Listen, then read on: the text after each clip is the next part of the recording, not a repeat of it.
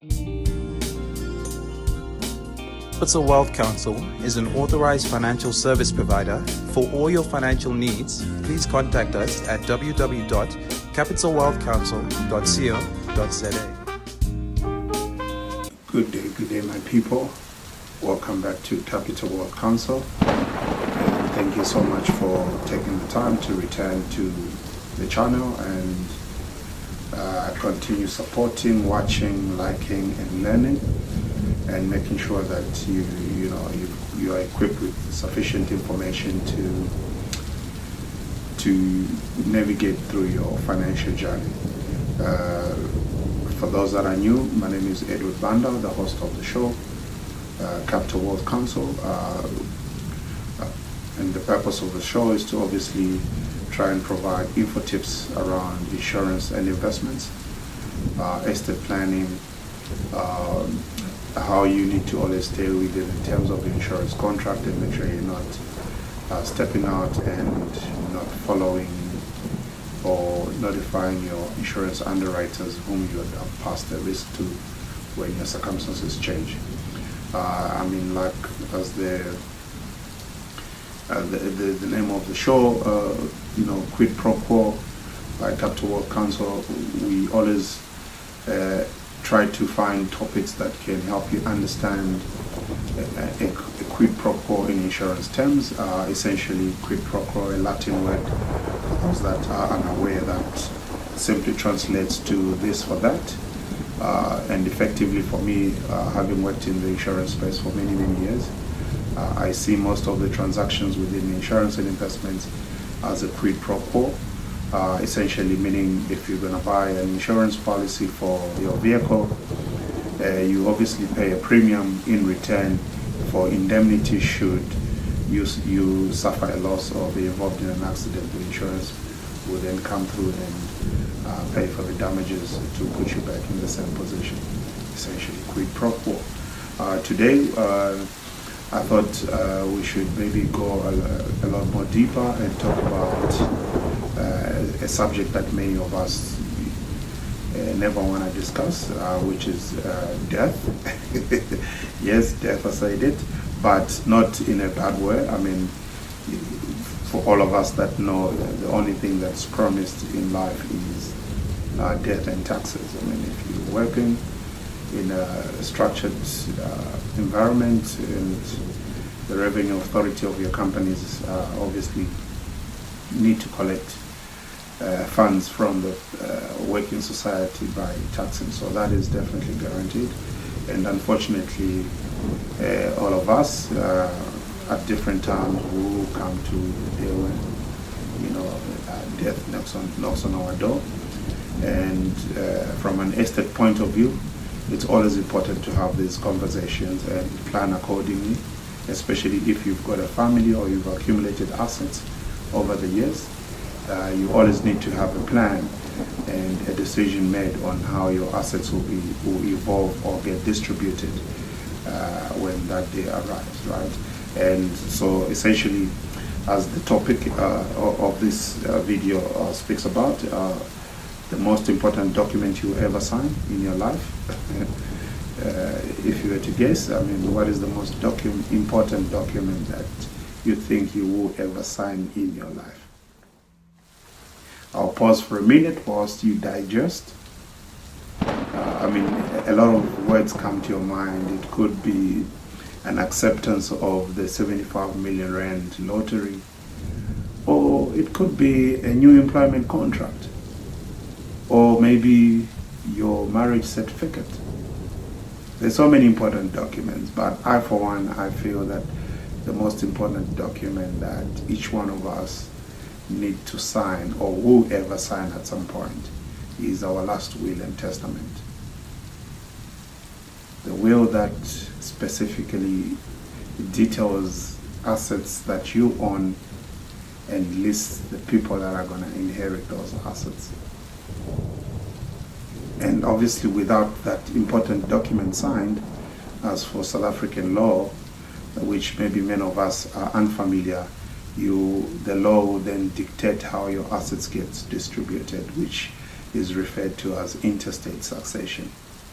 depending on how many dependents you've left behind, your parents, your siblings, your children, all these guys put together within that family tree would end up sharing and receiving a benefit from the assets that you worked hard for. There's nothing bad with that. I mean, if that you so wish that becomes the case, the state has a plan already to help distribution of assets in the state. Sorry, I mean, technology, these lights just switch off and on and off. So I think I'm gonna have to start dancing a little bit and keep my motion mobile so that the automatic light switch doesn't disrupt this conversation. For a moment I thought it was load shedding, but thank God those days are almost behind us. Yeah, then just to get back to where I was trying to explain essentially why this important document that we'll all ever sign is important, is because if the document never gets signed, then the state gets to decide how your assets gets distributed. But that's not the main focus of my conversation in this video. I think what I want to just bring to your attention, if you've never done the exercise before, is that when you do draft the will, you obviously would have given the instructions on who is going to inherit and inherit which assets, and obviously you list your assets and liabilities. So the process is almost like a balance sheet where you're going to list what you own first, any assets that are in your name. So it could be a home, vehicles, investment policies, life insurance policies, any assets of significant value, paintings, whatsoever, your furniture in your home, your personal effects, whoever is going to get that, you list that first. Then secondly, the executor being the person that then gets handed the responsibility to unwind your estate, to then also need to settle your debt. So after you've listed your assets, we then list your liabilities. And then the process, it's a lengthy process. I plan to get an expert on the show so they can just break down the detail of what really goes on. In this video, it's high level, a surface conversation, just to give you an idea why these documents are very important. But essentially, after your assets have been listed, we then look at the total liabilities and then settle all the liabilities that you have, pay off your bond if you've got sufficient cash or provision in your estate to pay off your debt. That needs to be settled, and the remainder of the difference between your assets and your liabilities, which they do term sometimes as the residue of your estate, gets then distributed to your heirs. So whatever remains gets paid over to the people you've listed in this document that we're referring to. And as part of that distribution, that's where a lot of families get caught off guard, because there are costs that come with that. For instance, the executor responsible of unwinding your estate is allowed to charge 3.5% of the gross value of your estate. So when they do liquidation or distribution account where they're going to list all the assets that you own, there is the total value. So if your total value of your assets are worth 1 million rand, they will then take 3.5% plus VAT. So you're looking around 4% of a million. So 40,000 rand already gone to the executor. And then secondly, if you have, let's say for example, investment properties that you've accumulated over the years, depending on how much you bought that asset. If you bought an apartment for 500,000 and the day you pass, that apartment is now worth 3 million rand, the 2.5 million growth you've made into that apartment from the receipt of revenue or SARS, they regard that as a capital gain, which is also subject to tax. So there will be capital gains taxes that needs to be paid over to SARS. And then secondly and thirdly, that same property that you bought as an investment, excited during your lifetime, will then need to be transferred to the people that you've named in your will. And when that distribution occurs, it's deemed as a sale, it's a transaction. So therefore, deeds office gets involved. Your conveyancing attorneys come into play, meaning that home needs to be deregistered from the deceased estate and then re-registered or transferred to the new owner, who may be your child, your mom, your siblings, or any of your family members. And then that entire transaction will now require conveyancing fees and lawyers. So it's almost like a whole new sale. So it's very, very important that, these conversations get to be had, because then there are certain smarter ways to try and minimize the amount of taxes that one pays depending on whom they're leaving these assets to. And you will see further at the end of the video, I'm going to put together a little example or a dummy scenario where I can show you if you own X amount of assets, what type of costs are we looking at, and therefore maybe that will motivate you or encourage you to actually have that 1 hour conversation. It doesn't have to be every month or annually. I mean, circumstances don't change drastically every year. So you could do your will and you only review it whenever your circumstances do change. But very, very important that, you transfer these assets to the rightful people that you want them to inherit. But also you need to then make provision once you're cognizant of the cost implications of actually unwinding estates and how long the process takes.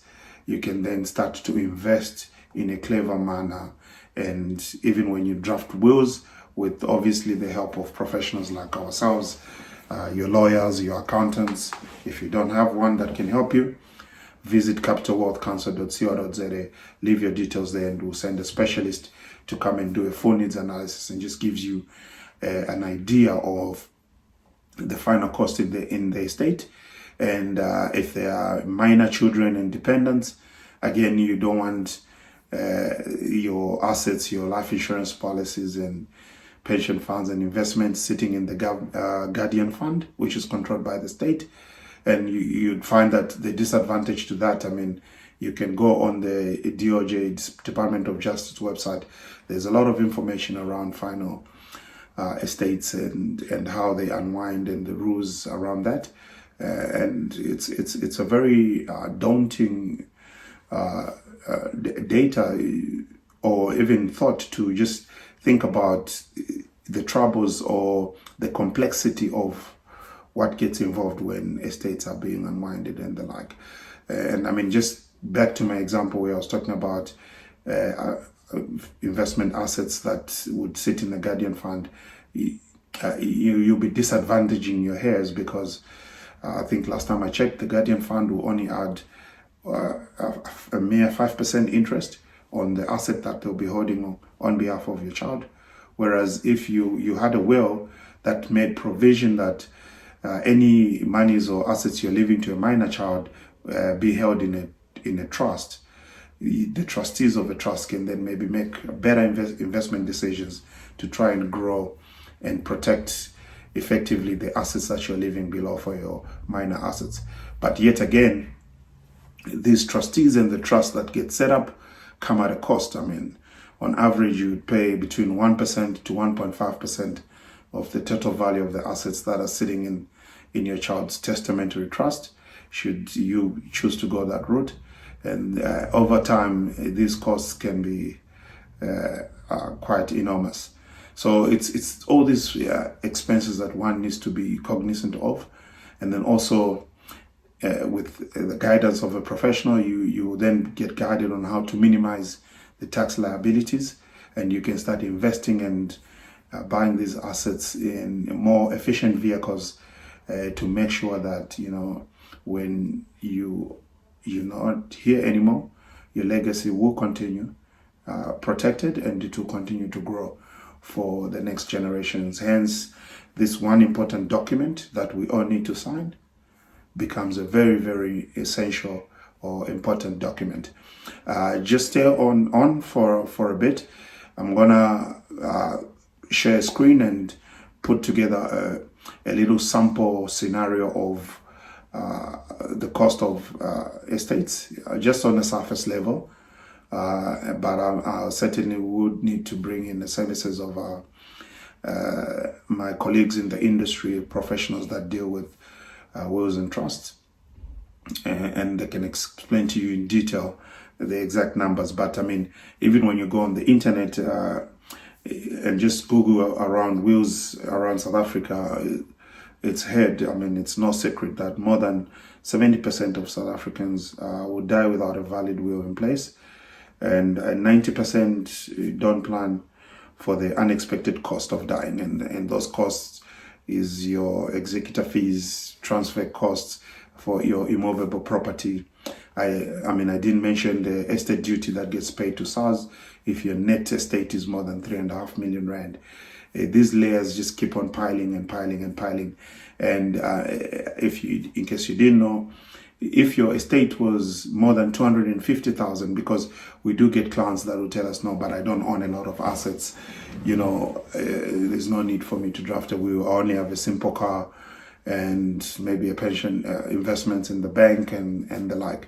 If that total value exceeds 250,000, that estate needs to be dealt with at the master's office, and the master will not allow you to appoint yourself as an executor without a letter from a qualified personnel like an attorney or an executor to support your nomination for you to get the lot of authority as an executor, and that comes at a cost. I mean, could be the entry-level cost could start from about 5,000 upwards.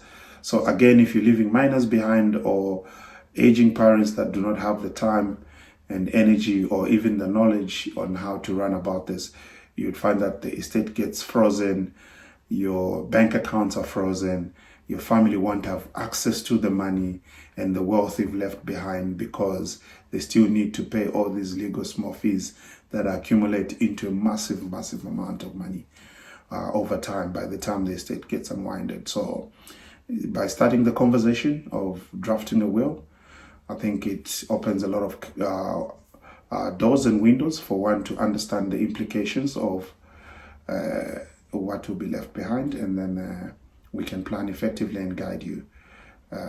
Please don't forget to like, comment, and subscribe. And like I said, stay on. I'm gonna share a screen and show you exactly a sample scenario of this cost that I'm talking about, just to put everything into perspective. Thank you for watching.